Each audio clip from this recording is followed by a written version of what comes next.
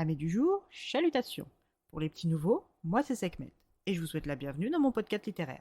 Dans mon émission, je vais tenter 3 fois par semaine de vous donner envie de découvrir des livres de tout poil, récents et moins récents. Alors, si ça vous tente, c'est par ici la suite. Aujourd'hui, je vais vous présenter le premier tome de My Korean Lover de Maud Parent, publié chez Hachette Roman ou chez Le Livre de Poche. Dans ce roman, nous faisons la rencontre de Lila Blanchet, jeune photographe freelance de 23 ans qui tente désespérément de trouver ses clés dans son grand sac fourre-tout afin de pouvoir rentrer dans son petit appartement parisien situé juste à côté de la célèbre salle de l'Olympia. N'y parvenant pas, elle retourne le contenu de son sac sur le trottoir.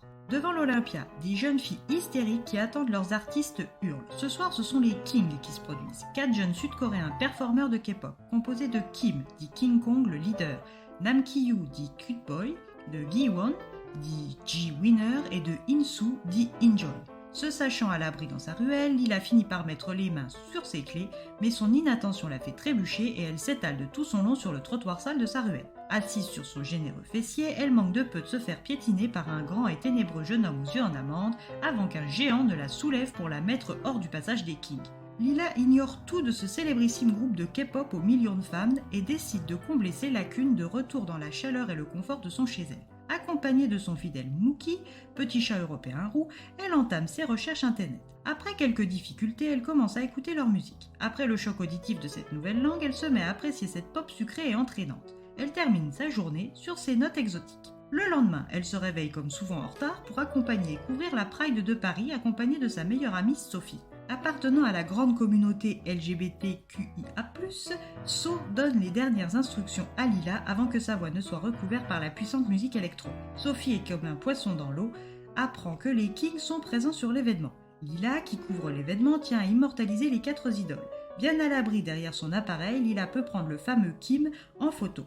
Celui-là même qui a failli lui marcher dessus la veille et qu'elle a regardé danser et chanter toute la soirée. Le défilé se passe bien pour Lila, satisfaite de ses prises de vue. Le lendemain, elle reçoit un coup de fil inattendu d'une certaine Annie qu'elle aurait rencontrée quelque temps auparavant à l'occasion du Met Gala. Cette dernière travaille au service éditorial du groupe Condé Nast. Dans la branche parisienne, a un travail à lui proposer. Sachant qu'en tant que photographe freelance dans l'événement, il est parfois difficile pour Lila de boucler les fins de mois, elle est attentive à la proposition d'Annie sans pour autant paraître aux abois. Elle aurait pour mission de couvrir d'un reportage photo la dernière tournée des Kings, et oui, encore eux, afin de réaliser un joli livre souvenir. Pour cette mission, elle devrait partir en Corée du Sud durant 1 mois et elle obtiendrait un CDI avec l'entreprise Condé Nast ainsi qu'un bureau permanent à la section lifestyle du GQ, le tout accompagné d'un généreux salaire. Étourdie par la proposition et la soudaineté, elle refuse, mais Annie ne l'entend pas de cette oreille et lui demande de réfléchir jusqu'au soir avant de donner sa réponse. Après réflexion et discussion avec So, la décision est prise, elle embarquera bien pour 10 heures de vol en direction de Séoul, la capitale de la K-pop. Ce changement soudain de vie, de fuseau horaire, de culture et de rythme est-il ce dont Lia avait professionnellement et personnellement besoin ? Ou au contraire, est-ce le déclencheur d'une remise en question plus profonde ? Le destin a mis à plusieurs reprises Kim sur sa route. Mais pourquoi ? Une histoire qui cache bien plus qu'une simple love story franco-coréenne.